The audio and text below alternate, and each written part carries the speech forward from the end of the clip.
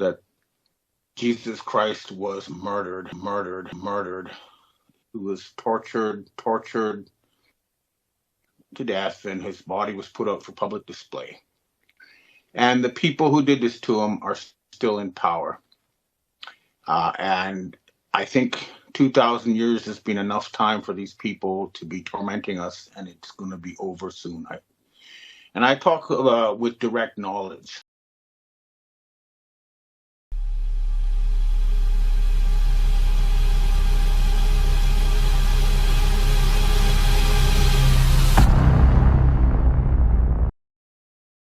But the real problem, of course, is that the Western financial system has been run by a cult, literally a messianic cult that has been trying to kill 90% of humanity and enslave the rest. This is the actual factual truth.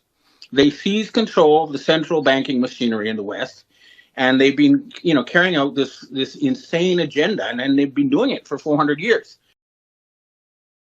And by contrast, in the West, you have these Satan-worshipping oligarchs who just want to know how much they can take from everybody else and couldn't care less.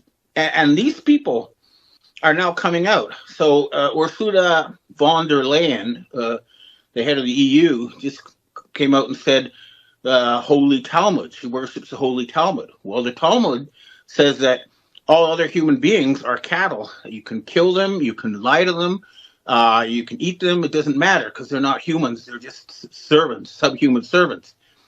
And they're coming out now and saying it. So, what's going to happen in the West is that there's going to have to be some kind of a reckoning. And it is happening behind the scenes. The Russian government provided the Five Eyes with very detailed intelligence, that 65,000 Ukrainians were kidnapped, tortured, and killed. Okay, this is not something on the internet. This is the Russian government providing factual proof to the Five Eyes intelligence community. And this means that action is being taken behind the scenes. So it's just a matter of time before this time business blows up in the faces of the elites. And the problem is that so many leaders are involved. Keir Starmer, and other, of the UK, of course, the Macron, Rothschilds in France, etc. So, the problem is still concentrated at the top. And then once the Bank of Canada can take that up the chain of command. And as far as I can tell, what's going to happen is it's going to lead to the Agnelli family and the French Rothschild families, who are using a fake King Charles and a fake Pope to keep the signing rights on the magic money machine of the central banks. And we're going to that they finance this project. And if they don't, we will kinetically remove them. That's what the Five Eyes are saying. They'll send in James Bond types. And we'll probably end up with some Chabad at the top, thinking that we'll have to clean out these people who still think that they're going to kill 90% of humanity and then bring on their Messiah. Okay, this is nonsense. And we'll have to physically remove these people from all power. But this will be a way that we can forensically trace the problem to its top and then come up with a solution so that the West does not become, to China, which is the case. And there's more and more evidence of this. We now, for example, found out that Meta or Facebook has been providing detailed Americans to the Chinese, as you can see in this video here.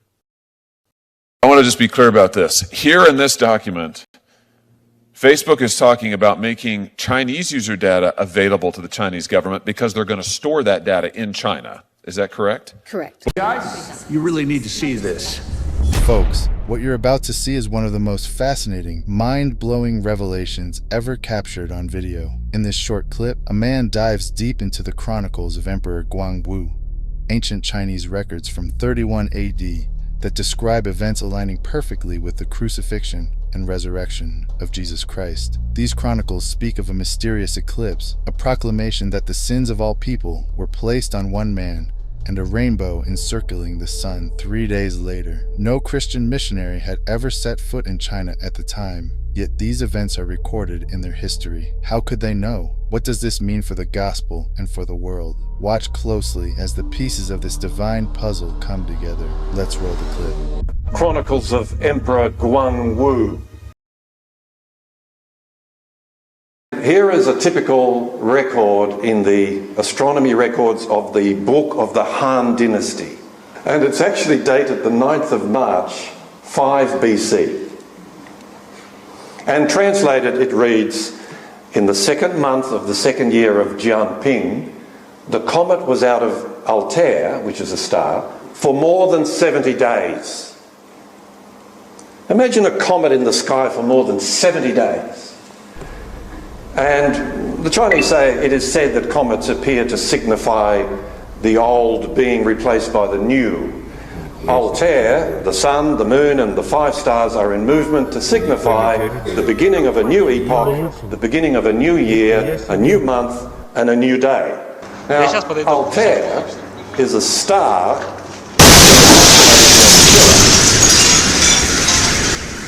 and Altair is the brightest star in the constellation of Aquila.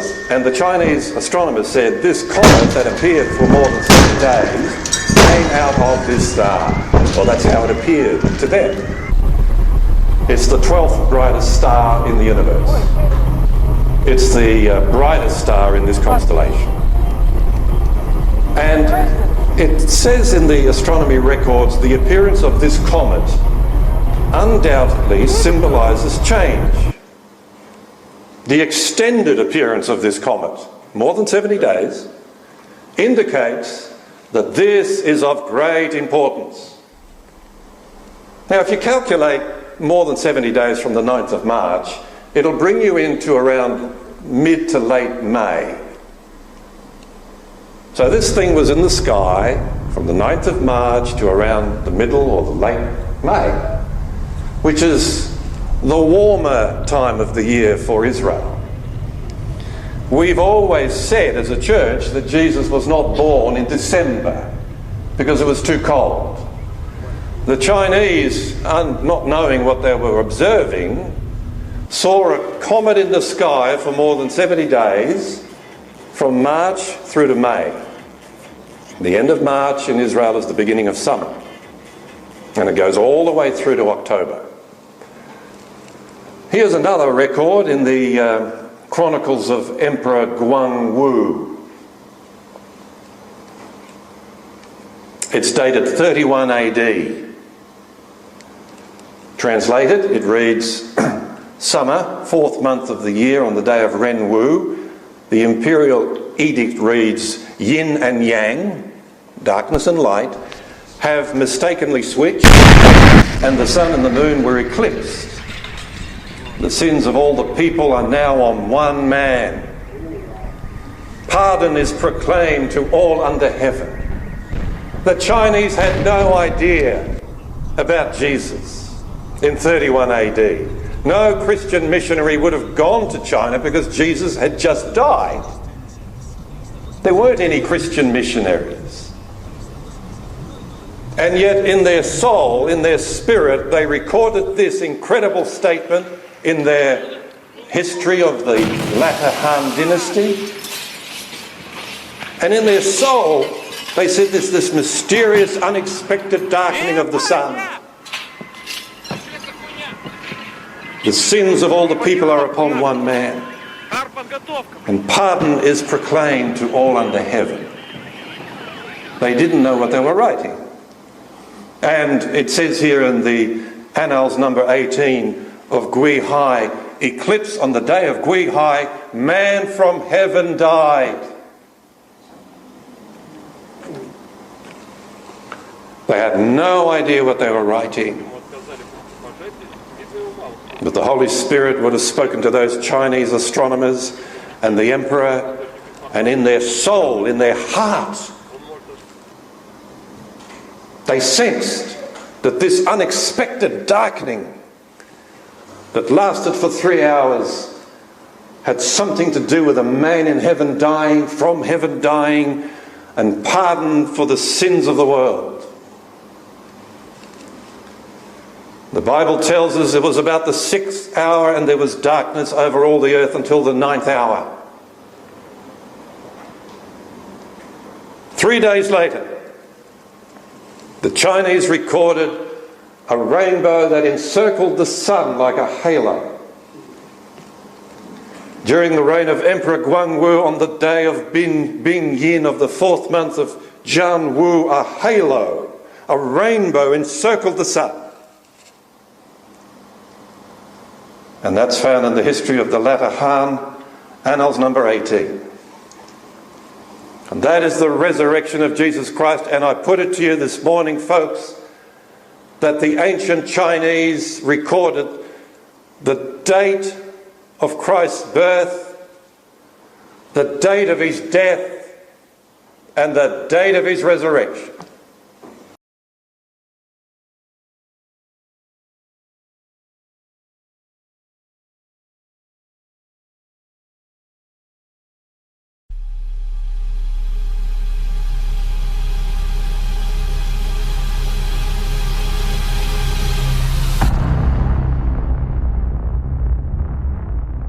We would like to draw everyone's attention to this side strip. It was noted by a Swiss textile expert that this right here is a 1st century style stitching pattern. This is her exact quote. "There have been attempts to date the shroud, but the style of sewing is the biggest clue. It belongs firmly to a style seen in the 1st century AD or before. But this side strip starts here and it goes from one end of the cloth to the other, all the way down 14 feet. It's an uneven cut. At some points, it'll be 2 inches from here to here. At other points, it will be 3 inches. But it appears to be a side strip that was cut in haste. That said, we're going to fold this cloth over the body and show you why they cut this off. And they cut it off when? During the burial. So let's do that right now. I'm going to grab this end.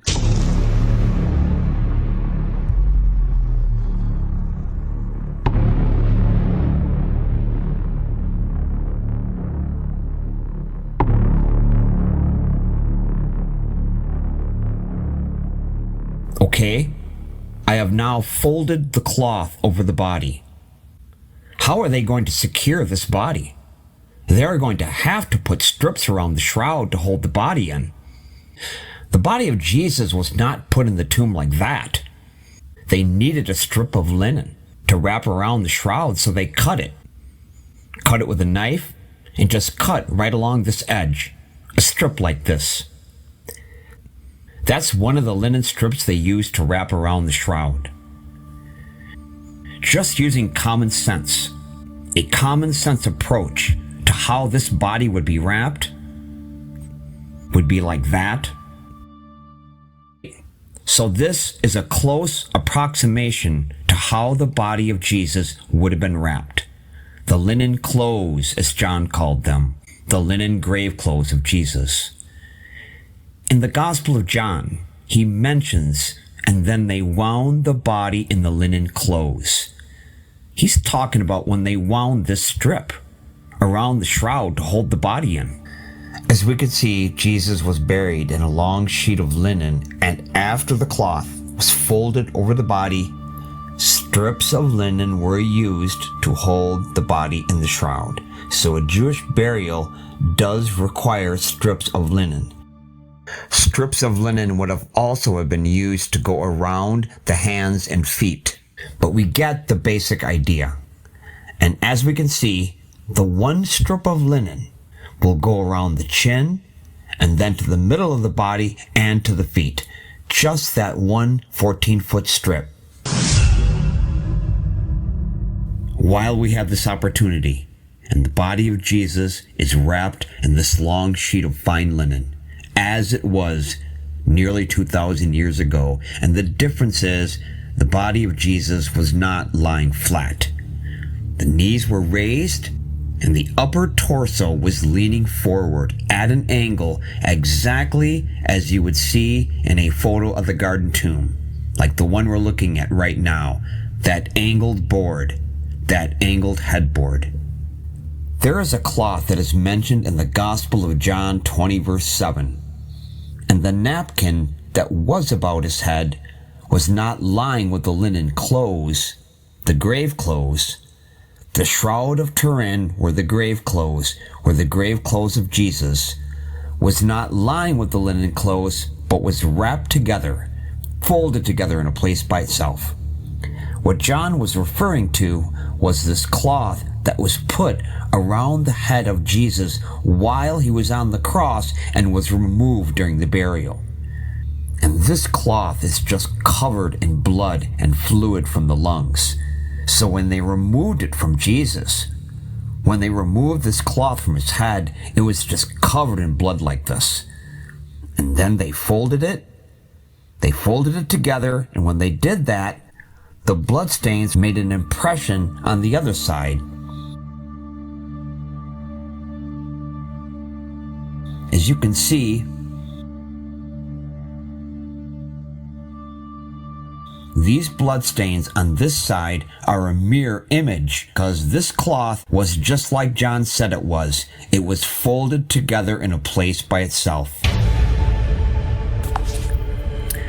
In a previous video, we calculated the odds of the blood on the shroud of Turin and the headcloth as not being from Jesus was a 1 in 4 billion chance. We did this in the same way that DNA evidence determines the odds of probability and chance of something being a coincidence. But the pure math of this case, of the Shroud of Turin case file, simply gives us the bottom line number. We calculated the math on 4 different match points between the shroud and the headcloth, both with type AB blood, both with myrrh and aloes, both with pollens from a thorn plant from Jerusalem, and both with a rare calcite called travertine aragonite. And the way we did the math, and we purposely downplayed the numbers, we came up with a 1 in 4 billion chance. After the video was posted, someone gave this same information to ChatGPT to see how they would calculate the math, and they came up with the exact same number, a 1 in 4 billion chance. A very improbable event in itself. But ChatGPT stated, the likelihood that the Shroud of Turin does not belong to Jesus, based on current evidence and scientific studies, is approximately 1 in 4 billion. And again, these are the variables that we use to determine the math. Both the shroud and the headcloth both have type AB blood. They both contain myrrh and aloes. They both contain pollens from a thorn plant from Jerusalem, and they both contain a rare calcite called travertine aragonite. ChatGPT states, to determine the most accurate odds that the Shroud of Turin is not related to Jesus of Nazareth, we need to be cautious in our assumptions, base estimates on available scientific evidence, and factor in uncertainties. Evidence and probabilities, type AB blood. Modern global prevalence, 4%. Given that this blood type is not exceedingly rare in this region, probability is a 1 in 8 chance. We calculated this at 1 in 20. Number 2, presence of myrrh and aloes. Spices in Jewish burial practices were common, but myrrh and aloes together are specifically mentioned in John 19:39 through 40. These were expensive and likely reserved for prominent or wealthy individuals. While plausible in other high-status burials, it's not the norm. Probability 1 in 50. We calculated this at 1 in 100. Number 3, pollens from plants specific to Jerusalem springtime have been identified on the shroud. This narrows its geographical and seasonal origin. The likelihood of these pollens occurring outside of Jerusalem or being artificially added is very low. Probability 1 in 1,000. We calculated this at 1 in 500. Number 4, rare calcite from the Damascus Gate. The travertine aragonite found on the shroud is geologically specific to tombs near the Damascus Gate in Jerusalem. Chance of this mineral being found on the cloth from a different location, probability 1 in 10,000. We calculated this at 1 in 200. Combined probability. If we assume independence between these factors, though slight interdependence could exist, the odds of all these features coinciding randomly on a cloth not associated with Jesus are 1 in 40 billion chance. Adjustments for overlapping evidence, interdependence.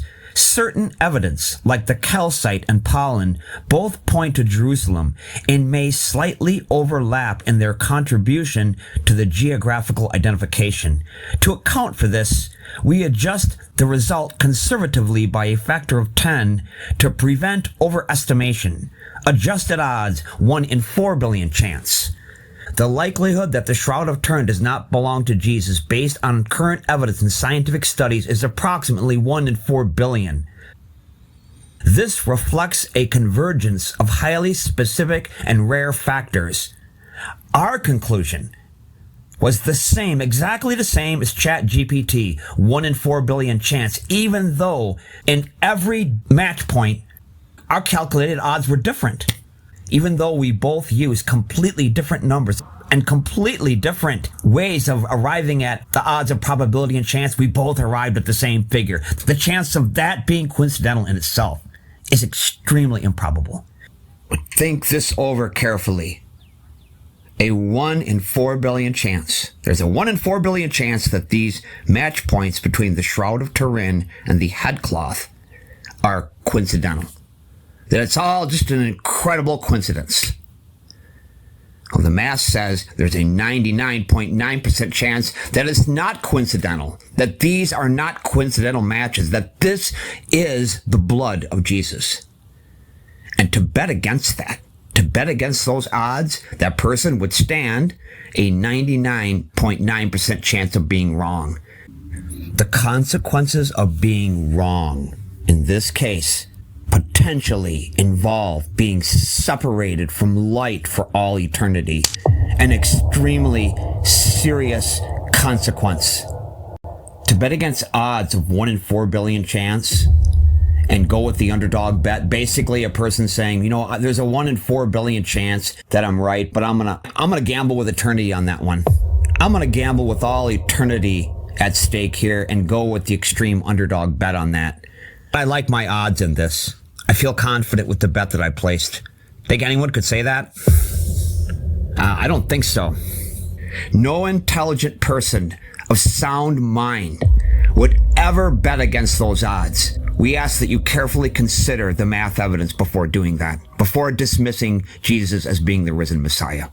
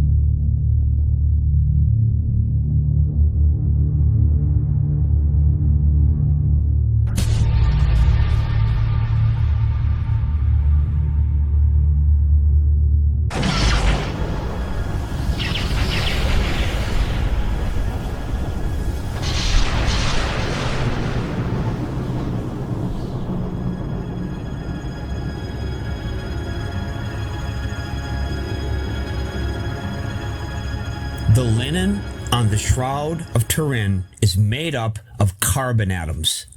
Single electron bond carbon atoms. This simply means there are only one pair of electrons holding the atoms together. 2 electrons. However, where there is coloring on the shroud, the single electron bonds have been changed to double bonds. 2 pairs of electrons holding the atoms together. When this change is made from single bonds to double bonds, this also changes the arrangement of the electrons on the outer shell of the atoms. The way the electrons are arranged on the outer shell of the atoms determines the color that we see. We see the single electron bond arrangement as being a white color, and we see the double bond arrangement as being a gold or a sepia color. So the creator of the shroud image did not use paint to color the linen, but changed the arrangement of the electron bonding of the carbon atoms. To be able to create this change in the electron bonding, the single electron bond has to be broken first before they can become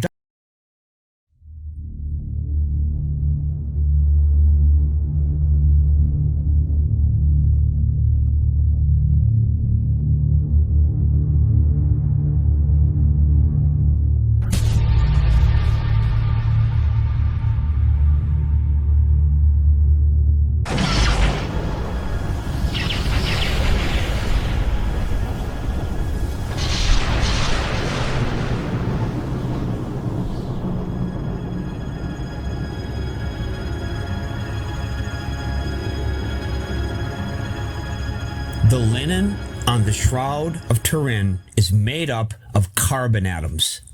Single electron bond carbon atoms. This simply means there are only one pair of electrons holding the atoms together. 2 electrons. However, where there is coloring on the shroud, the single electron bonds have been changed to double bonds. 2 pairs of electrons holding the atoms together. When this change is made from single bonds to double bonds, this also changes the arrangement of the electrons on the outer shell of the atoms. The way the electrons are arranged on the outer shell of the atoms determines the color that we see. We see the single electron bond arrangement as being a white color, and we see the double bond arrangement as being a gold or a sepia color. So the creator of the shroud image did not use paint to color the linen, but changed the arrangement of the electron bonding of the carbon atoms. To be able to create this change in the electron bonding, the single electron bond has to be broken first before they can become double bonds.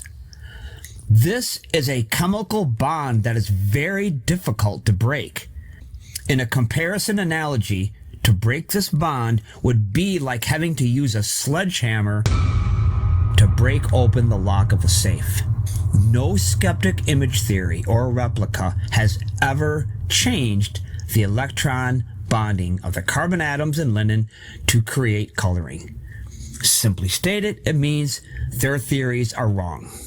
But basically, there are only 5 suspects that could potentially create this change in the electron bonding, and they are always high intensity and high energy requirements. Number 1, intense UV radiation, much more intense than just regular sunlight. Number 2, strong acids like sulfuric acid. Number 3, heating the linen to over 700 degrees in an oxygen-free environment. Number 4, strong propane gas or butane gas exposure. Number 5, high energy ozone exposure. Ozone is a byproduct of lightning.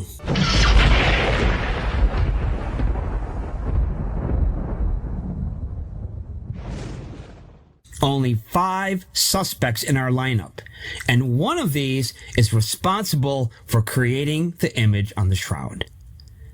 However, every one of these suspects would destroy the linen and reduce the shroud to ashes and or be extremely damaged. The only way we have successfully changed single bonds to double bonds in a piece of linen was by firing high-intensity UV laser light at a linen fibril for less than 1/40 of a second. It's true that high-intensity UV radiation would reduce the shroud to ashes. However, when this high-intensity UV radiation makes contact with the linen for less than 1/1000th of a second, it successfully replicates the shroud coloring process, where no other image process does. So the only suspect who cannot be eliminated as being responsible for creating the shroud image is the intense UV radiation suspect. The great detective Sherlock Holmes stated, "When all suspects have been eliminated and only one suspect is left standing, no matter how absurd or impossible it may seem, that last remaining suspect must be the one who is responsible for the coloring process on the shroud. And that last remaining suspect is the UV radiation suspect."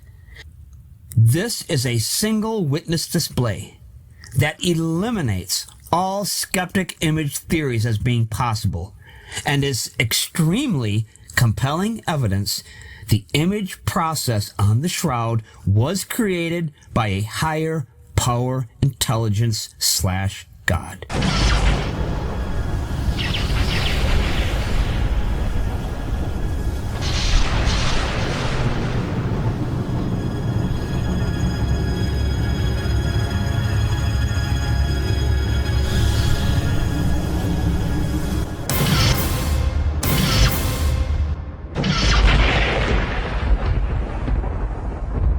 Please share this video. We need to get this information out to the public, to people in all 220 countries in the world. They deserve to know the truth.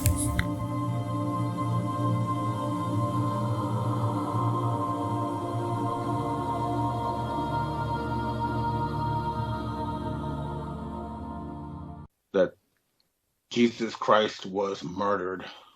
He was tortured to death, and his body was put out for public display. And the people who did this to him are still in power. And I think 2,000 years has been enough time for these people to be tormenting us, and it's going to be over soon. And I talk with direct knowledge.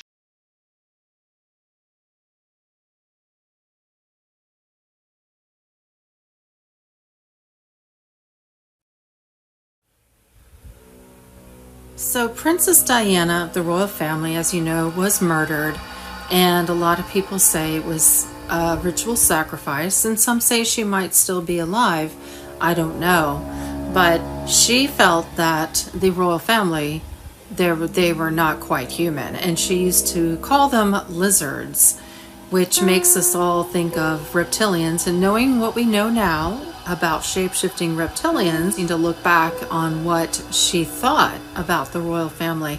She had a close friend named Christine Fitzgerald, and this is an excerpt from a transcript that was an interview with this Christine Fitzgerald talking about what Diana told her, and this is from the book Ike's The Biggest Secret. Christine said, "I'm sure of it. They had her doped from the start." Christine had many conversations with Diana, and she opened her heart about her nightmare life with the Windsors. But Christine's contacts through her work had given her access to other sources with inside knowledge of the British royal family, too. This was the first time she had talked publicly about her experiences with Diana and what she knows of the reptilian agenda. She told me, "The Queen Mother, now that's a serious piece of wizardry. The Queen Mother's a lot older than people think. To be honest, the royal family hasn't died for a long time. they have just metamorphosized. It's sort of cloning, but in a different way. They take pieces of flesh and rebuild the body from one little bit. Because it's lizard, because it's cold-blooded, it's much easier for them to do Frankenstein shit than it is for us. The different bodies are just different electrical vibrations, and they have got that secret. They've got the secret of the microcurrents. It's so micro, so specific, these radio waves that actually create the bodies. These are the energies I work with when I'm healing. They know the vibration of life, and because they are cold-blooded, they are reptiles. They have no wish to make the earth the perfect harmony it could be, or to heal the earth from the damage that's been done.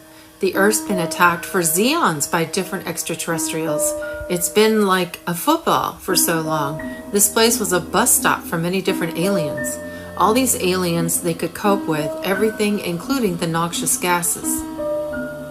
They're landing all the time and coming up from the bowels of the earth. They looked like reptiles originally, but they look like us when they get out now through the electrical vibration. That life key I talked about. They can manifest how they want to. All the real knowledge has been taken out and shredded and put back in another way.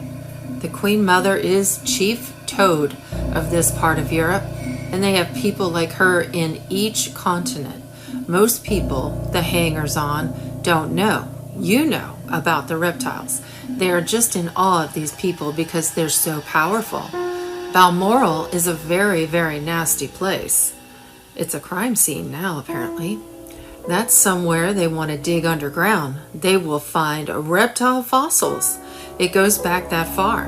Don't think of people like the Queen Mother and Queen Victoria as different people. Think of them as the same person, which after a while has had to replace their coat. When the flesh dies, that energy, while it's dying, will be immediately up someone else's jacksie or backside. It's very vampire, worse than vampire. They're not going to come to you with hooked teeth and suck your blood. Fear is their food. They can actually take fear and manifest it into a tangible thing. The key is the vibrational current. At that vibrational current, they can manifest anything from anything. It's like a holographic image. We're all minerals and water vibrating. This is all an illusion we're living in. That's the secret. You know, when the monarchy's fallen, it's not the end of it. They will manifest in another form. The reptiles have never been defeated, and this is the closest they have come to it. The reason they are so threatened today is because the earth is in such trouble, and the mental power of people is returning. This is their most frightening time, but this is not going to kill them. There are long centuries before it's over yet. The difference this time is that it'll be more difficult for them, and they are going to have to settle for less, and the earth people are going to get more. But even though these reptilian ones are effers, they are sad, pathetic beasts, really. While humanity is galloping towards light, they're just pathetic lumps of nastiness who aren't going to win. I can't talk about this everywhere because they would just go, Christine, get a white coat, put it on backwards, get out. But I want an end to the BS. A few pictures for you. This is Balmoral Castle in Scotland, and this is what she was referring to. If you dig underneath or around the grounds, you'll find a lot of skeletons, and I'm sure a lot of rituals went on there as well, but it's a crime scene now. Interestingly, there is a pyramid near Balmoral Castle called Balmoral Pyramid that you can walk to. Why would a pyramid be there? Here is a picture I just found on the internet, and they're saying that her hand had changed into something that looked like the picture on the right, which is what they're saying is a reptilian claw. Man, I thought this was funny. Transforming.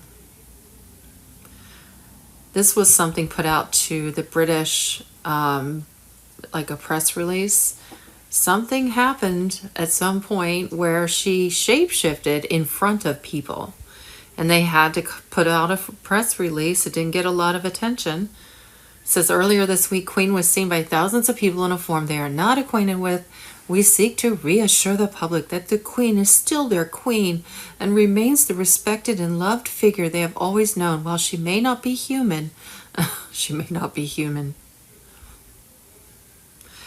Now this is Pope Ratzinger. Now he's definitely some kind of vampire monster thing. I don't know, but that's not right. That is not normal. And remember, this is a famous picture.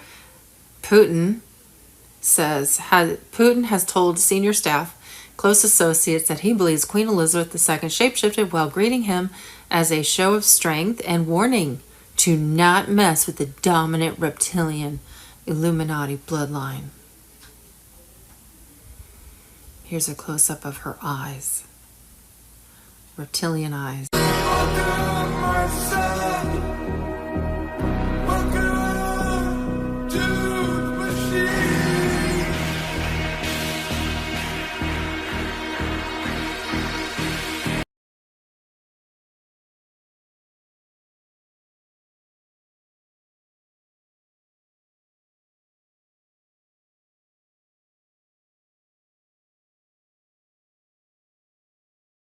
Jesus Christ lived obscurely for most of his life and never traveled far.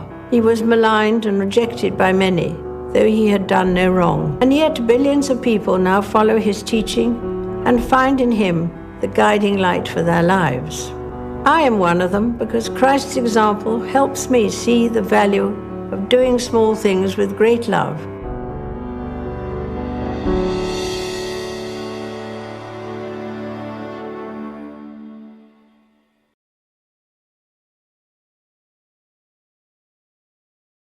That Jesus Christ was murdered. He was tortured to death, and his body was put out for public display. And the people who did this to him are still in power.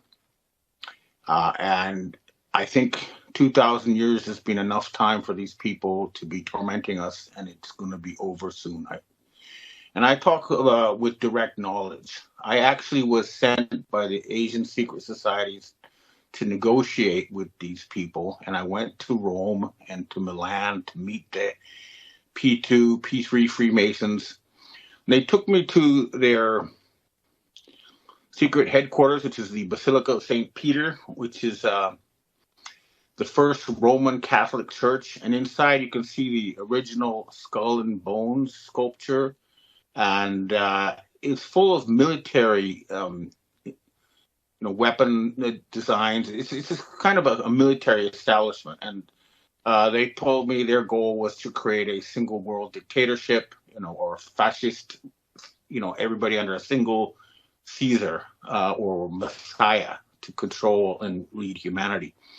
And the symbols they used for their power were always, they had these two keys to control society. One is you control the food, the other is you control the military. So, and these days, it's the dollar printing machine and the Pentagon.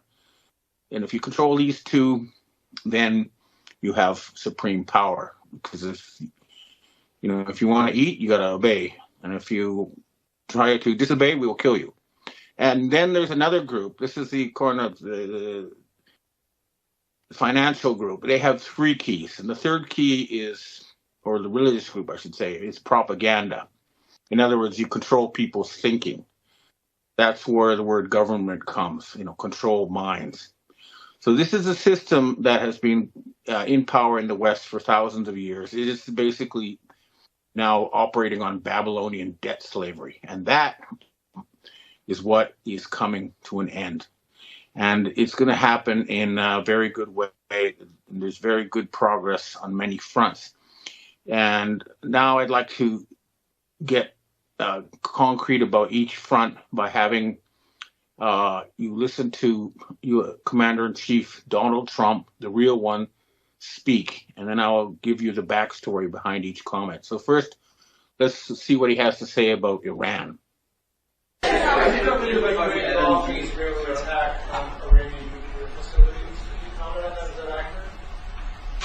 And they said the attack is what? That you waved off an Israeli plan to attack Iranian nuclear facilities. I wouldn't say waved off. I'm not in a rush to do it because I think that Iran has a chance to have a great country and to live happily without death. And I'd like to see that. That's my first option. If there's a second option, I think it would be very bad for Iran. And I think Iran is wanting to talk. I hope they're wanting to talk. It's going to be very good for them if they do. And I'd like to see Iran thrive in the future, do fantastically well. I know the Iranian people, they're incredible people. Always have been very smart, very energetic, very successful people. And I don't want to do anything that's going to hurt anybody. I really don't. But Iran can't have a nuclear weapon. It's, pretty simple. It's really simple. We're not looking to take their industry. We're not looking to take their land. All we're saying is you can't have a nuclear weapon. Okay, I've been in touch with Iranian government officials, and they told me that they offered $1 trillion worth of Iranian stuff, and that the Trump administration is basically taking the deal. And this has caused the price of the dollar to plunge in Iran. Apparently, food prices are down 75%, and Iranians will be able to buy American cars and iPhones, and they're very happy with the deal. And the other thing people need to understand is it's nothing to do about this 30-year-old story about we got to prevent Iran from having nukes. I actually talked to the son of the Shah of Iran, the former king, who told me that George Bush Sr. gave him missiles tipped with neutron bombs. So they've had these. They tried to give them back to Obama, but he turned them down. So, Iran can obliterate Israel within a few minutes with just conventional missiles, or within a day, according to Colonel Douglas McGregor. But in any case, they don't want to do this, and instead they want peace. Now, the other big piece of news is that it's a 70-person delegation of Saudi military are in Iran right now discussing the situation in Syria. This is part of an agreement that's being worked out between the Turks, that would be, and then the Persians, that would be the Iranians, and the Arabs, as led by Saudi Arabia, to replace the nation state or the satanic state of Israel with the state of Judea, which would allow all the Judeans to live in peace, whether they be Jewish, Muslim, or Christian, or whatever. And that's in the work. So that's the backstory there. A deal is being reached. And the other part of the deal is that Iran is heir to the Persian gold, legendary Persian gold hoard. And at the very top level of the financial system, they don't accept paper. They want gold or something that really exists. So this is very useful for the Americans so that they don't have to just rely on Asian or Chinese gold. It puts them in a much better position. By the way, most of this gold is actually located in Thailand because that's where the Shah of Iran put it for safekeeping when he was overthrown. But the bottom line is there's not going to be a war in the Middle East with Iran. And these fanatics like Lindsey Graham, who want this, apocalyptic war, have been sidelined, as has been Mark Rubio. So that's all very good news. Okay, now the next clip I want to play is President Trump talking about Russia. How much longer does Vladimir Putin have to respond to your ceasefire proposal before you put secondary tariffs or sanctions on Russia? We'll see what that will be. We're going to be hearing from them this week, very shortly, actually, and we'll see. But we want it to stop. We want the death and the killing to stop. Now, he's saying in this clip that he's going to reach a deal with Russia. Again, I've been talking directly with Russian FSB people. I've been acting sort of as a middleman. So what I'm hearing is the deal has already been reached. The Dnieper River will be the new border, and that Russia will be in charge of security in Western Europe, and that Odessa will become Russian, but it'll be a free port like Hong Kong, so the Ukrainians will not have to pay for exports. I know there's talk about Trump getting rare earth metals from Ukraine and stuff, but that's really not true. And the point about rare earths is that they're everywhere. The problem is having the ability to refine that, and the Chinese have a lockhold on that. So it's not about finding rare earths; it's about the technology to refine it into products. And right now, the West just doesn't have enough of it, but I'm sure they will build it up. But in any case, the main point, the sticking point, has been that the Russians insist on denazification as a condition for peace in Ukraine, and that means the removal of the mass murdering Ukrainian government and their backers in the EU. So, for example, Ursula von der Leyen of the EU saying that she supports the Holy Talmud, which calls for the decapitation of all Christians and teaches that non-Jews are cattle that you can kill and cheat and rob with impunity. So obviously, this is not a sort of system of government that will be tolerated in this planet. And it's interesting that right now both EU and Canadian government officials are only taking burner phones when they go to the United States, because there's a state of war between the Nazis who still control Canada and the EU, and now the Russian-American alliance. So, but I have heard that, a lot of the top Nazis are going down, and I'm going to talk about one of them later, Richard Armitage. His death has been announced, and I'll give you the backstory of that, but later. But let me finish by looking at the next Trump comment. This is the one about China. Nobody can compete with us. Nobody. You said that there was a relationship with President Xi. Why not pick up the phone and call him and make a deal? Oh, we're going to make a deal. We'll have a deal. I think we're going to make a very good deal with China. Do you plan to reach out to him and call him? I think that you will see we'll make a very good deal with China. Mr. President Trump, you told me avoiding Marine One a couple of months ago. I like her very much. China, he's saying that the United States is going to reach a deal with China. And the deal that I understand is in the works is that the Chinese are willing to forgive all the debt that's been built up with trade deficits over 40 years. But they want in exchange for the Americans to have a more accurate, fact-based knowledge of China and Chinese culture so as to, dispel prejudice and ignorance. And once that is done, some sort of jubilee will be arranged, and then incredible amounts of funds will be made available for rebuilding the United States infrastructure and for restructuring the world economy in a way that it, benefits the average people and the living things, and not just Satan worshiping corporate oligarchs. So that's what's in the works. This is going to take time. Don't expect anything too quick. But as things stand, if the United States does not reach a deal with China, people will run out of iPhones very quickly. And it'll take until 2028 to bring iPhone production to the United States. And then each iPhone will cost $3,000. Okay, so that's what will happen if you don't make a deal with China.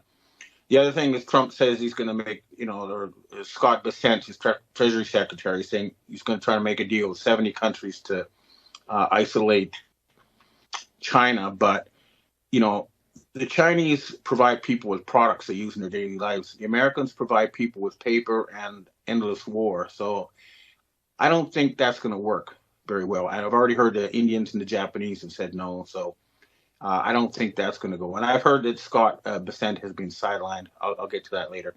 All right. Now, here's the final clip from Trump that I want to show you. This is him talking about Jerome Powell, the head of the Federal Reserve Board. On Jerome Powell, you said that the termination of Jerome Powell cannot come fast enough. He says he won't leave even if you ask him to. Oh, he'll leave. If I ask him to, he'll be out of there. But I don't think he's doing the job. He's too late. Always too late, a little slow, and I'm not happy with him. I let him know it, and if I want him out, he'll be out of there real fast, believe me.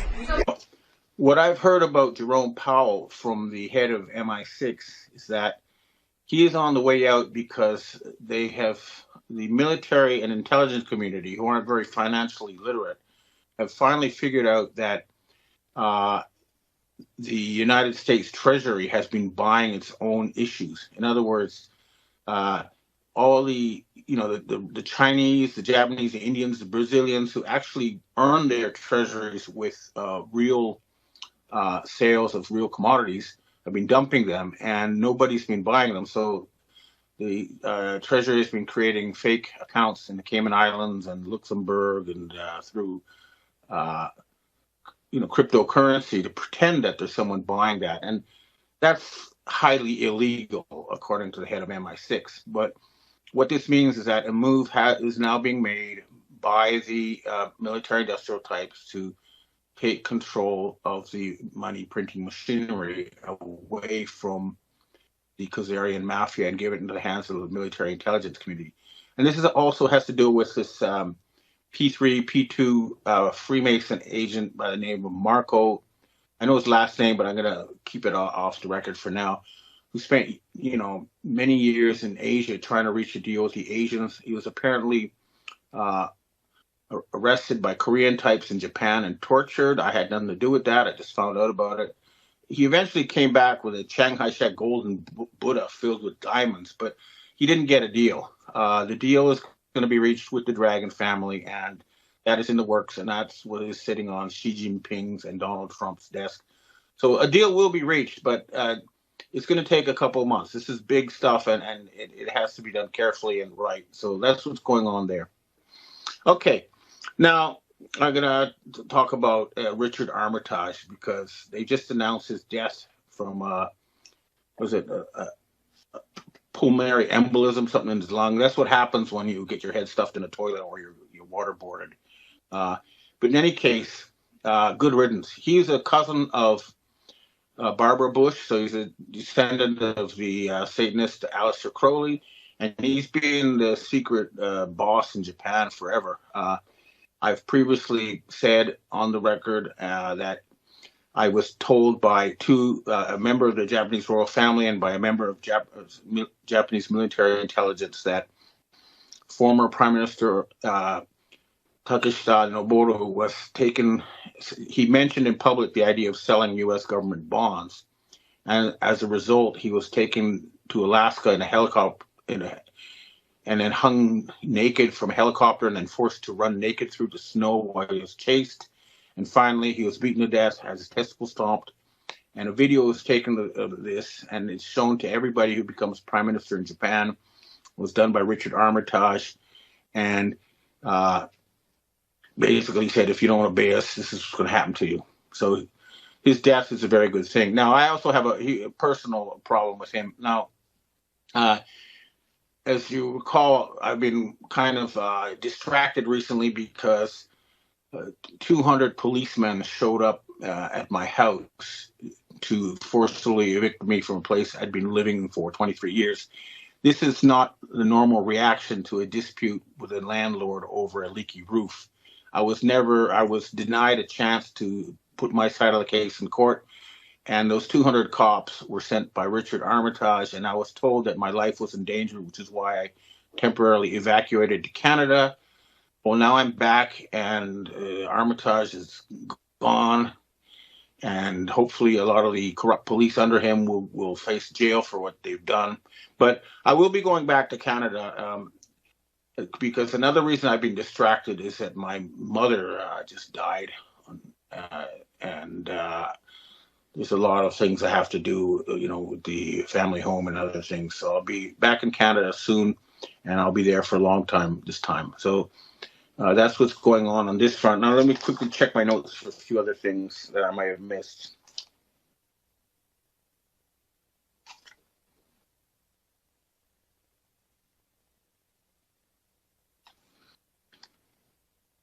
Okay, I've noticed that the Stephen Moran, who's the head of the Council of Economic Advisors for President Trump, is saying the dollar's got to weaken, and he doesn't.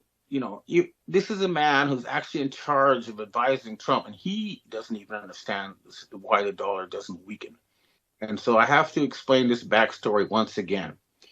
The dollar is not a monolith. It's not a single entity. It's controlled by different groups. And what has happened ever since the Lehman crisis is that the dollars earned by people outside of the United States have been quarantined from new dollars being created inside the United States.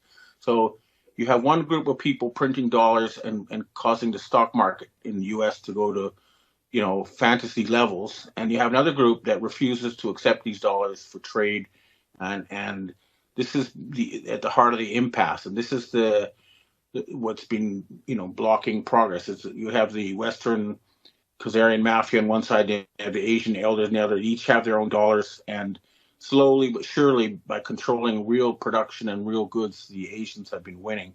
So a deal will be reached, but the dollar is not going to fall because it's not American anymore. So that's something people need to wrap their heads around. That's why you can't just devalue the dollar and then make U.S. exports cheap. The United States will have to create its own currency or accept the Dragon family deal, which is probably a better choice. And the final thing I want to mention is some talk about the U.S. as a technology to bend time and space. I've run into this. This is sort of so-called Nazi time bell and stuff. I don't know. We'll see. But maybe this is a sign they're going to start releasing some of the esoteric technology they have. But believe it when you see it.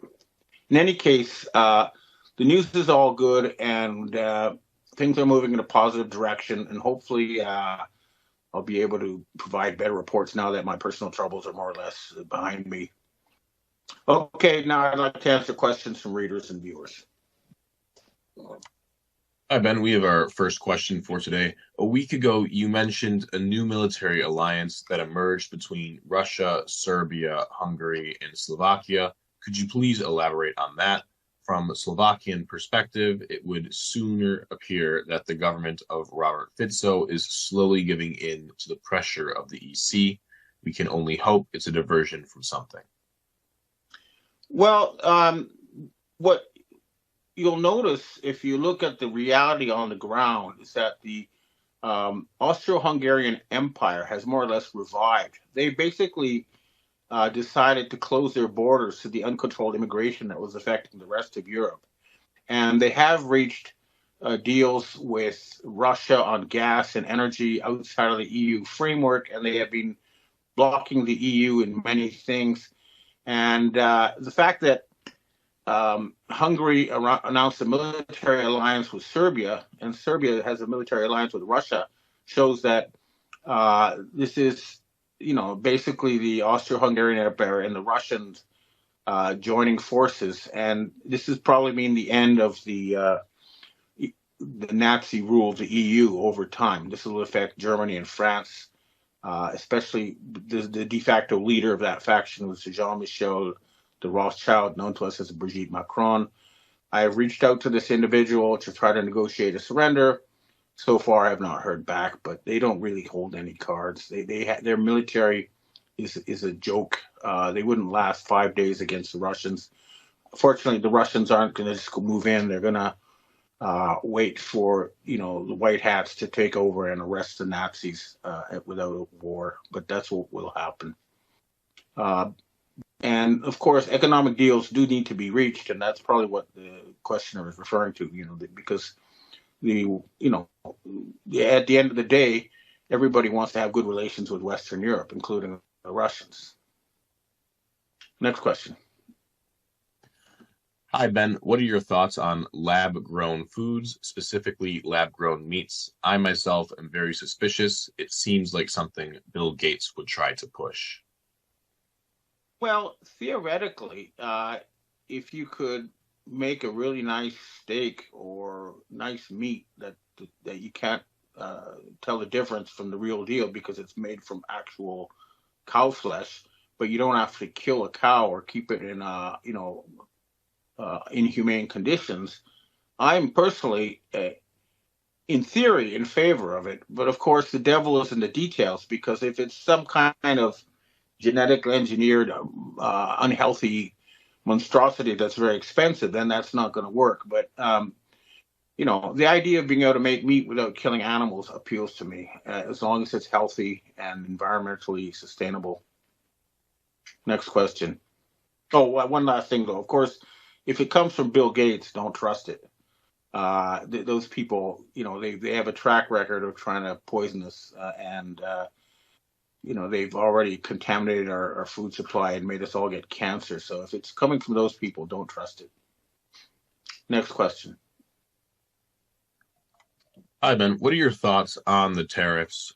Who really has the upper hand? Does China need the USA market, or does the USA need Chinese goods? Well, the fact of the matter is that right now exports to the U.S. only account for 2.7% of Chinese GDP. So they could live without it a lot better than the Americans. And, the Americans get all their cheap Christmas trees and their iPhones and their computers and clothing and everything else from China. And what do the Chinese get in exchange? Paper. So, the Americans would lose for sure, and that's why I think they're going to have to take the Dragon family deal and the very generous offer of a jubilee, a write-off of debt that's coming from the Asians. But all the experts say that the tariff war would cause everyone to lose, including the Americans and the Chinese. So it's best to avoid it. But I think Trump was right to do this in order to force negotiations forward instead of having things keep, status quo, kicking down the can down the road forever and ever. I think, he had to bring things to a head, and that was a good move. Next question. Hi, Ben. I'm wondering if China's credit system and missing people are somehow related. First, credit system is introduced, then people disappear. Do you know anything about this?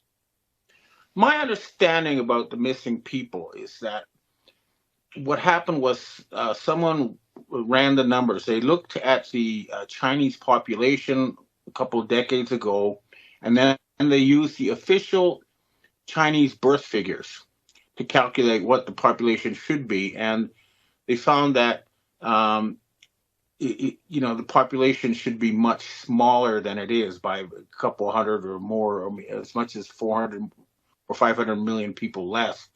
However, I personally know a Chinese is where I go for a massage who was not registered at birth because of the one-child policy. So I'm suspecting that a lot of these missing Chinese are just kids who were born, but they didn't register the birth because of the one-child policy, which is why the official statistics show much lower population, or the birth rate statistics show a much larger population than what the Chinese government reports now.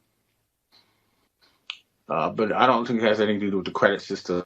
And as far as I know, the COVID Wuhan thing killed about 10 million people, but not, hundreds of millions.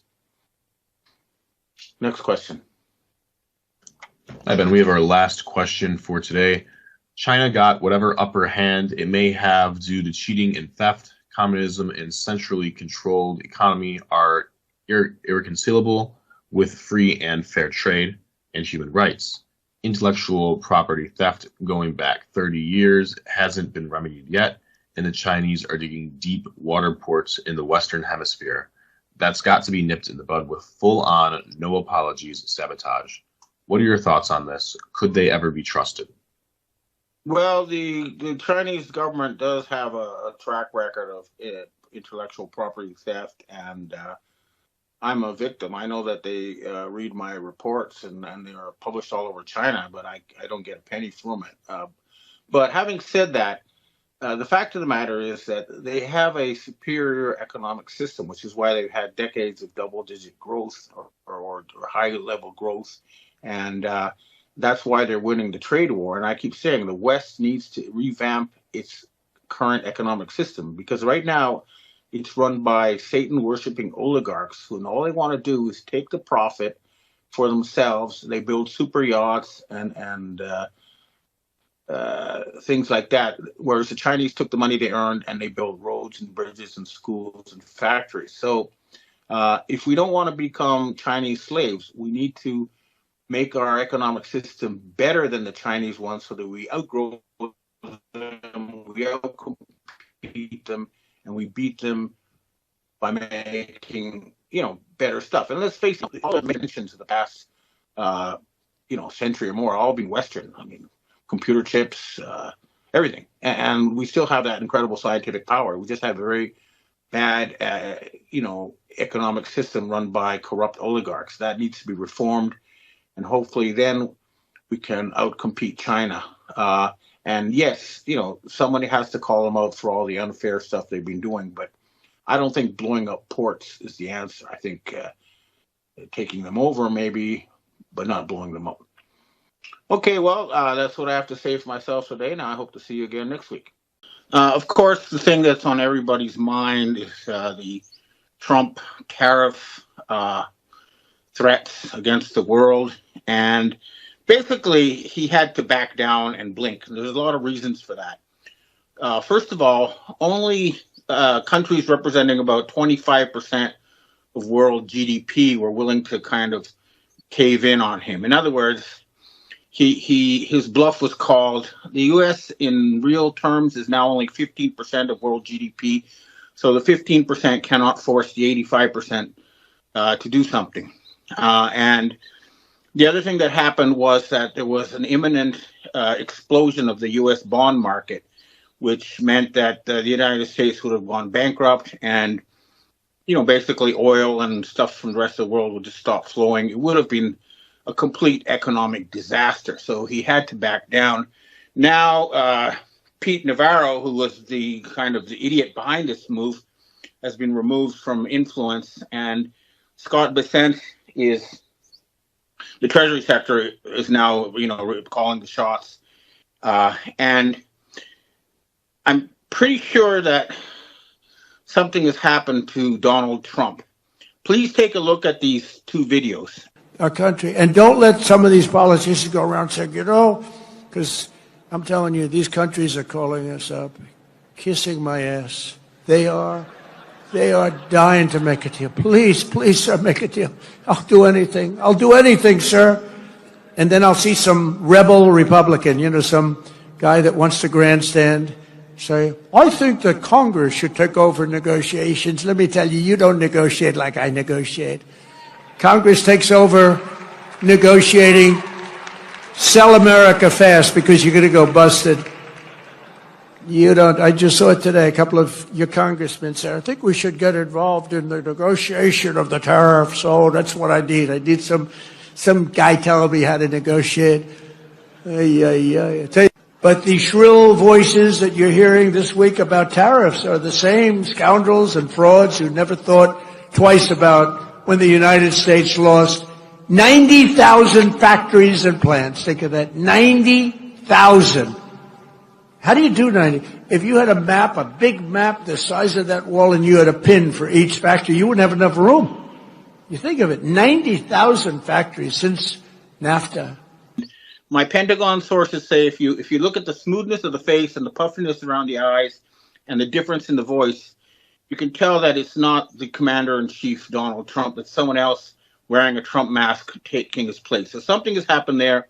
We'll try to find out more. But nonetheless, the real problem is that even if the United States tried to impose a 150% tariff on China, it's not going to solve the $1 trillion a year trade deficit overnight. Because, for example, it costs about $10 billion and takes 3 to 5 years to build a semiconductor factory. And then if you're talking about things like shoes, you've got literally decades of factories, ports, roads, foam making machinery and everything like that in places like Vietnam. And the wages are so cheap, there's just no way they're going to move it to the United States. But the real problem, of course, is that the Western financial system has been run by a cult, literally a messianic cult that has been trying to kill 90% of humanity and enslave the rest. This is the actual factual truth. They seized control of the central banking machinery in the West, and they've been, carrying out this insane agenda, and they've been doing it for 400 years. And they're, all that aside, they are being incredibly incompetent at managing the economy. And by contrast, the reason why China is so strong is because they have copied the best systems the world has ever seen. This is the one that was developed by the Nazi Germans, okay, the one that gave everybody a Volkswagen, a house, paid vacations, free health care, and then improved upon by the Japanese and then the Singaporeans. So they have a better system. They basically hire very, very smart people to plan for the future. And by contrast, in the West, you have these Satan-worshipping oligarchs who just want to know how much they can take from everybody else and couldn't care less. And these people are now coming out. So Ursula von der Leyen, the head of the EU, just came out and said the Holy Talmud. She worships the Holy Talmud. Well, the Talmud says that all other human beings are cattle. You can kill them, you can lie to them, you can eat them. It doesn't matter because they're not humans. They're just servants, subhuman servants. And they're coming out now and saying it. So, you know, what's going to happen in the West is that there's going to have to be some kind of a reckoning. And it is happening behind the scenes. The Russian government provided the Five Eyes very detailed intelligence, you know, that 65,000 Ukrainian children were kidnapped, tortured, and killed. Okay, this is not something on the internet. This is the Russian government providing factual proof to the Five Eyes intelligence community. And this means that action is being taken behind the scenes. So it's just a matter of time before this whole Epstein business blows up in the faces of the elites. And the problem is that so many leaders are involved, including Keir Starmer and other, you know, the UK, of course, the Macron, Rothschilds in France, etc. So, you know, the problem is still concentrated at the top. But we've come up with a solution. Now, this is what I've proposed to the Five Eyes, is that I'm going to take a Dragon family bond to the Bank of Canada. And this is a bond that's going to be aimed at financing a jubilee, that is, you know, a cancellation of all debt, public and private, and a redistribution of assets, and then financing the building of a future planning agency so the West can have a system that's even better than the one the Chinese have. And we can start rebuilding our infrastructure, our factories, in harmony with the Chinese. And then the Bank of Canada will then take that up the chain of command. And as far as I can tell, what's going to happen is it's going to lead to the Agnelli family and the French Rothschild families, who are using a fake King Charles and a fake Pope to keep the signing rights on the magic money machine of the central banks. And we're going to demand that they finance this project. And if they don't, we will kinetically remove them. That's what the Five Eyes are saying. They'll send in James Bond types. And we'll probably end up with some Chabad at the top, you know, thinking that. So we'll have to clean out these people who still think that they're going to kill 90% of humanity and then bring on their Messiah. Okay, this is nonsense. And we'll have to physically remove these people from all positions of power. But this will be a way that we can forensically trace the problem to its top and then come up with a solution so that the West does not become, subservient to China, which is the case. And there's more and more evidence of this. We now, for example, found out that Meta or Facebook has been providing detailed information on Americans to the Chinese, as you can see in this video here. So I want to just be clear about this. Here in this document, Facebook is talking about making Chinese user data available to the Chinese government because they're going to store that data in China. Is that correct? Correct. But when you store that data in China, Americans who exchange messages or other information with Chinese Facebook users, that would mean the Chinese government could get access to the American data as well. Is that correct? Through the POP servers, potentially, yes. And Facebook was willing to take that risk? Yes, there was a lot of discussion about this, and ultimately, yes. I mean, this is extraordinary. This is exactly contrary to what Facebook has represented for years. Here, they're willing to build data centers, store data in China. They are willing explicitly to give the Chinese government access to it. And if that means that American user data is also compromised, they're willing to do that too. All for profits in China There was virtually nothing they weren't willing to do. And also now we're hearing that a lot of the EU politicians have been getting bribes from the Chinese. And so have, of course, all the people in the Biden administration. So this is the sort of problem that was going to have to be cleaned up. But once we get a new relationship with the Chinese, a lot of things can be done. For example, there's a project to build a tunnel linking Alaska to Eurasia. And, you know, the technology is there. We could have underground trains going 3,000 miles an hour from Los Angeles to London. And this would revolutionize transport and commerce. This is just a little example of the sort of things that we can unleash once we remove these fanatics from control of the financial system. And that removal process is beginning. As I mentioned in my weekly report, Hungary, Serbia, and Slovakia have formed a military alliance with Russia. And it's aimed at France and Germany. So, you know, and those two countries do not have a military worth anything. They would lose to the Russians in a matter of weeks. And I've recommended to the Russians that they demand the removal of Macron and Brigitte Rothschild and all those Satan-worshipping politicians from Germany, Holland, England, and France.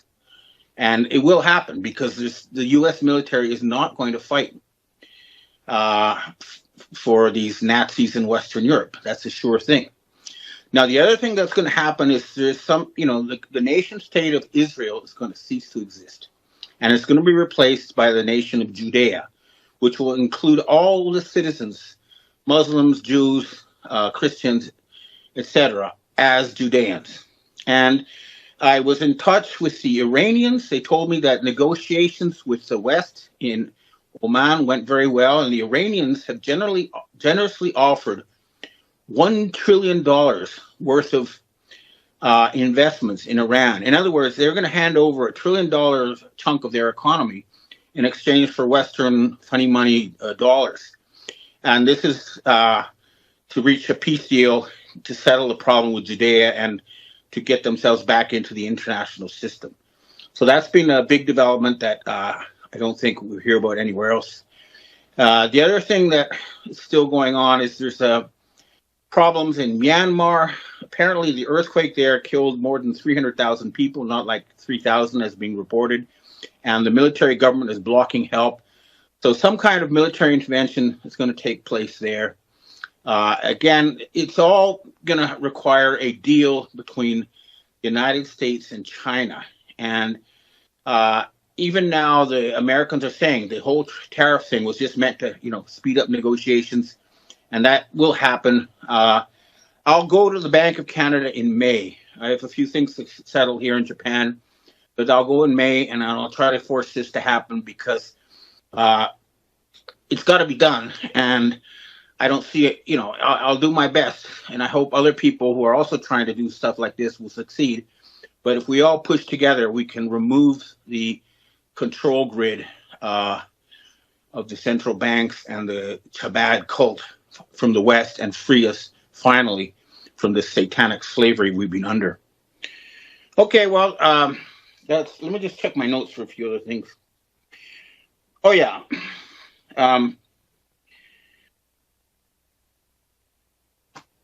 I've been looking at U.S. data, and it's shown it's now 3/4 of Americans are opposed to the Trump tariffs, and also 3/4 say they're financially stressed. So again, and the United States ran a deficit of $1.3 trillion in the first 6 months of the year, the fiscal year started on October 1st. So they're bankrupt, and I think that this whole Trump tariff announcement was basically saying we're bankrupt. We you know, the system doesn't work. We have to do something else. So again, the bankruptcy negotiations will take time, but they're underway. Okay, well that's what I have to say for myself. Now I'd like to answer questions from readers and viewers. And then we have our first question for today. The fact that Chinese women have a birth rate of 0.9% likely has more to do with China's forced abortion policy than it has to do with women being too shy to have sex in an apartment too small to get a good distance from their firstborn child. Why not talk about that? Are you kidding me? You think there have been only 10 million deaths in China from an EMP energy weapon event back in 2020 or 2021, and nothing else since then? Are you saying the Chinese did not have mandated vaccines imposed on them as the rest of the world, with all their social credit scoring continuously taking place? Organ harvesting from the Uyghurs, you think this population was spared from the poison of the COVID-19 vaccines? Certificate of Vaccination Identification, AI. This population is not, is this population not being surveyed and controlled? All right, well, there's a lot of things there. First of all, the low birth rate is definitely linked to living in cramped apartments. Hong Kong, which never had, one-child policy, has a very low birth rate, and a survey showed that they're the least satisfactory sex lives in the world because there's nowhere to do it. The kids are watching in their tiny apartments. People need to live in a large space. If you've ever had hamsters, if you put them in a small cage, no matter how much food you give them, they'll eat their own children rather than give birth to them. We need space. Okay, the whole idea of taking everyone out of the countryside and putting them in these cramped apartment buildings is the cause of that. Now, as far as the Chinese are concerned, there was a strong Khazarian mafia linked group there, and there was a big attempt to kill a large percentage of the Chinese population. But my own sources, people sent into Wuhan and other parts of China, this is firsthand intelligence, not stuff from the internet, say, yeah, there may be about 10 million deaths in and around Wuhan, but other than that, there hasn't been a big die-off. The Chinese, we actually, asked the Asian secret societies to confirm for themselves that the PCR tests were fraudulent. And as soon as they did that, they stopped overnight. Remember, suddenly there were all these people in white suits forcing everyone into, confinement, and suddenly, boom, in like 2 days, they stopped it. And a lot of the people responsible for that have been apparently killed since then. So some kind of purge did take place in China, but right now, as far as I can tell, the white hats are in control. And the whole social credit score business that was given to them by the Khazarian mafia and whatever is no longer being abused like it was in the past. But of course, China is no paradise, and nobody's saying that we should, become like communist China.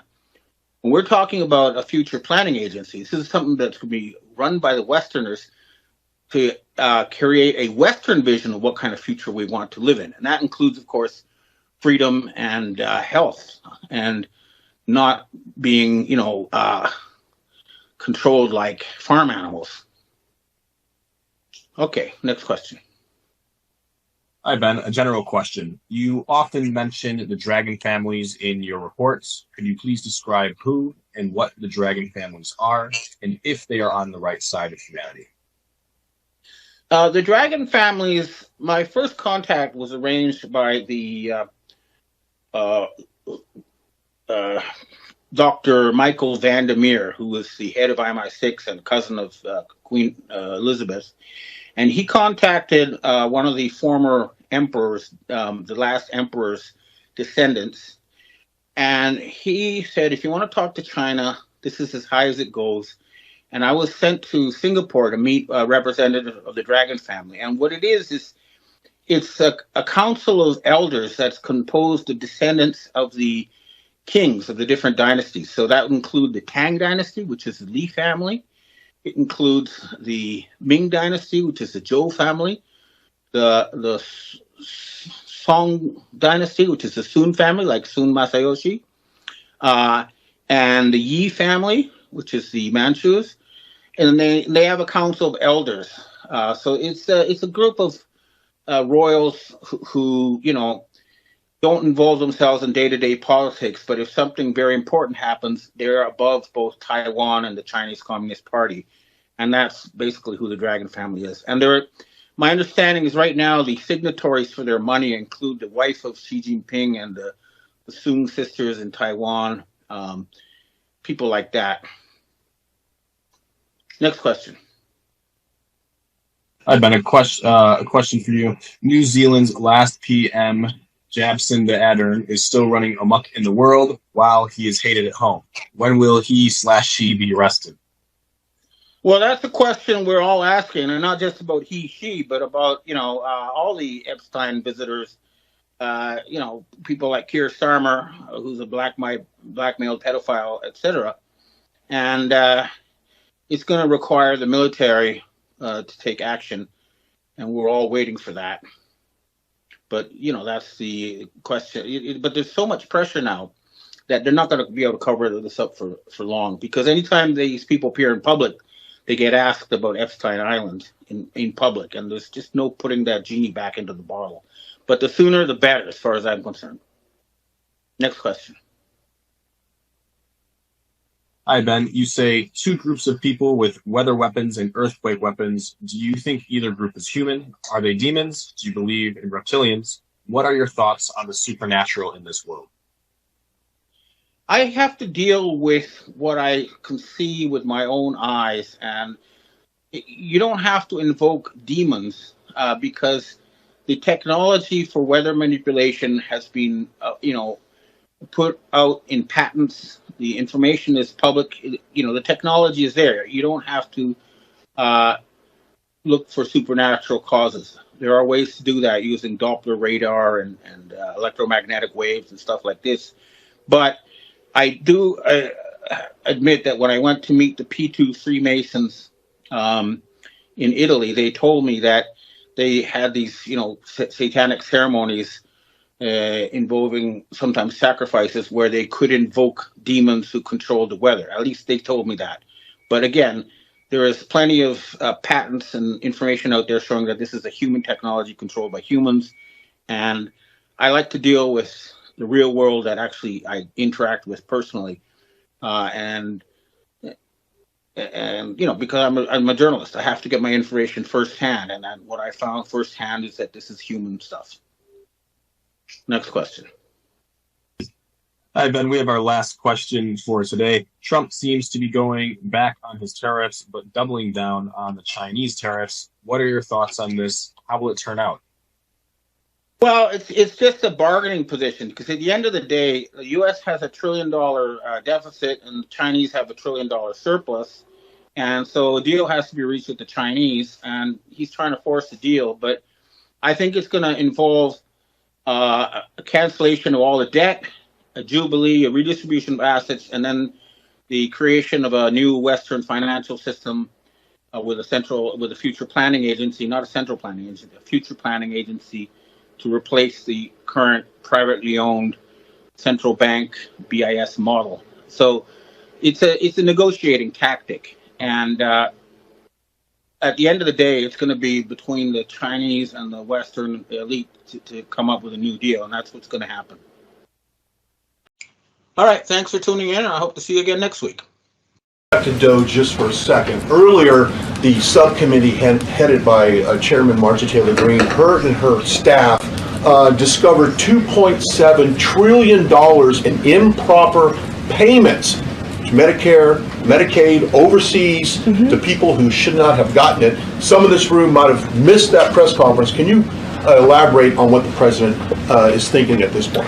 Well, again, that's another example. There's a very long list of the fraud, waste, and abuse that Doge is identifying on a daily basis. Elon Musk also talked about yesterday about Social Security payments that are going out the door for people who are no longer with us, unfortunately. I would say that is certainly fraud. There's also a lot of contracts they've identified that, just as a hypothetical example, are $1 million, but only 500,000 went out the door. So where's the rest of that cash? And so that's the thing. Those are the things that Doge is working on every single day. And I would just remind everybody in this room, this is what President Trump campaigned on doing. He's delivering on a promise that 70.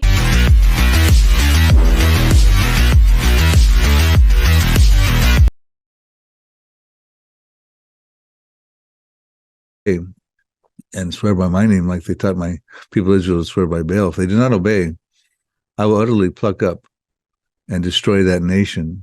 They're all listed in this prophecy written 3,000 years ago by the prophet Asaph. Asaph was a worship leader for King David, but we're also told he was a seer or prophet. 2 Chronicles 29, verse 30. And he, at a time when Israel was, had one, is he's going to, the Arab peoples had, over the diaspora, had gone into the promised land of Israel. It was called Palestine in 135 AD. It was renamed Palestine. Never was really a country. It was always loosely defined borders, depending on whoever controlled the area. But it was called Palestine, and then in 1948, it became Israel. And so he was saying, I'm going to pluck out the evil neighbors from what is now going to be called Israel, put them back into their ancient homelands. And I'm going to pluck the Jews out who were living in some of those Arab countries there, lands, and bring them back into what is now going to be called Israel. So we saw that happen in 1948. Now, what he had to do, the Ottoman Empire had controlled the Middle East from 1517 to 1917. There could be no Arab states or Israel with them having control over that area. So in World War I, they got defeated, the Ottoman Empire, the Turks. And all of a sudden we find in the 20th century, the Arabs starting to get their states back. So for instance, Egypt was 1922, got its statehood. Saudi Arabia and Iraq were 1932. Iran, formerly Persia, was called Iran in 1935. Lebanon, 1943, Jordan and Syria, 1946, and then along comes Israel, 1948. So we see the gospel is not finding a need and fixing it. The gospel is not solving a social problem. The gospel is not social justice. That's not the gospel. The gospel is we're all headed to eternal punishment in hell, conscious punishment out of the presence of God forever. But God has provided a rescue through the death and resurrection of his Son, Jesus Christ. You're not talking about the gospel unless you talk about sin, repentance, Jesus Christ dying, rising again, and faith in him. That's the gospel. It's very easy to pile stuff on top of the gospel and then even eliminate the real gospel, but it has to do with the best news that anyone will ever hear, and that is you can escape eternal punishment, spend eternity in heaven.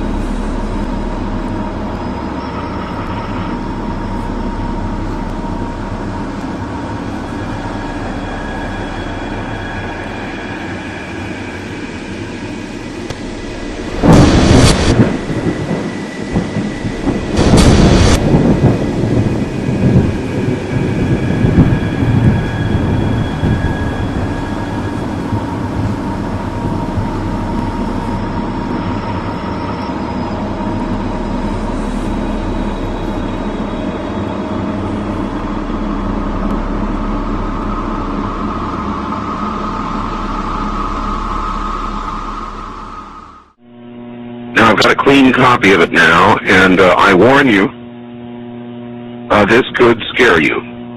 Here's the email. Dear Art Bell, I just recently began listening to your radio show and could not believe it when you talked about the sounds from hell tonight. My uncle had told me this story a couple of years ago, and I didn't believe him. Like one of your listeners who discounted the story as nothing more than just a religious newspaper fabricated account.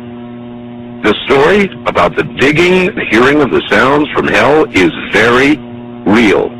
It did occur in Siberia. My uncle collected video and so forth on the paranormal, supernatural.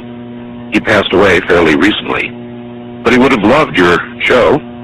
He let me listen to one of the audio tapes that he had on the sounds from hell in Siberia, and I copied it. He received his copy from a friend who worked at the BBC.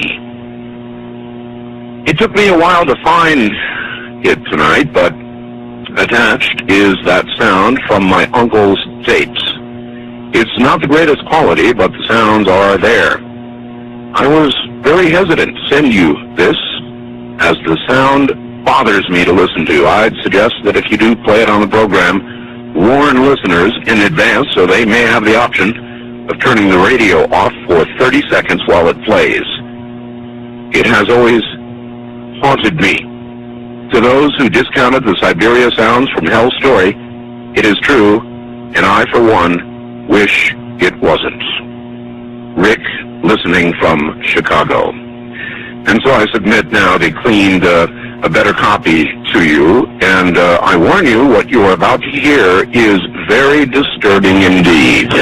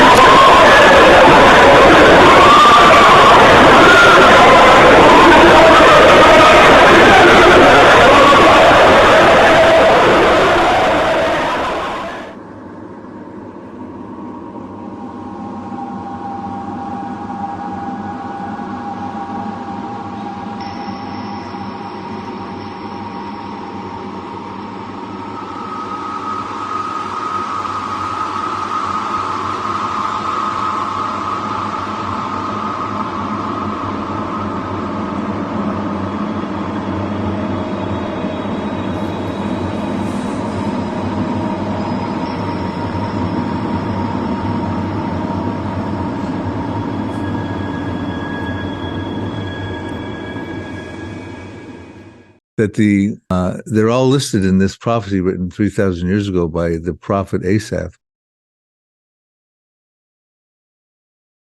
The Arab states got their statehood. This is a sovereign act of God. He said he would put them back into their lands. I'll continue to read these verses and show you how that plays out. Yeah, now, you know.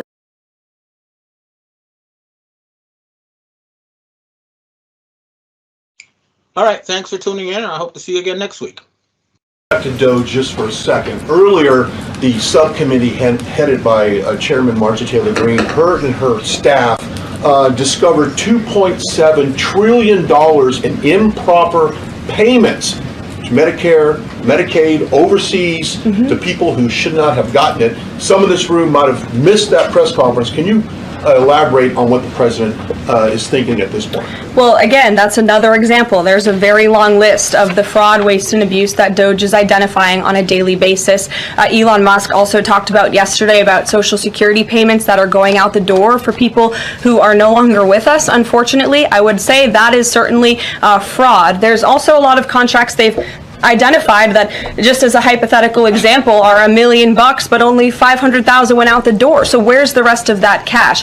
And so that's the thing. Those are the things that Doge is working on every single day. And I would just remind everybody in this room, this is what President Trump campaigned on doing. He's delivering on a promise that 70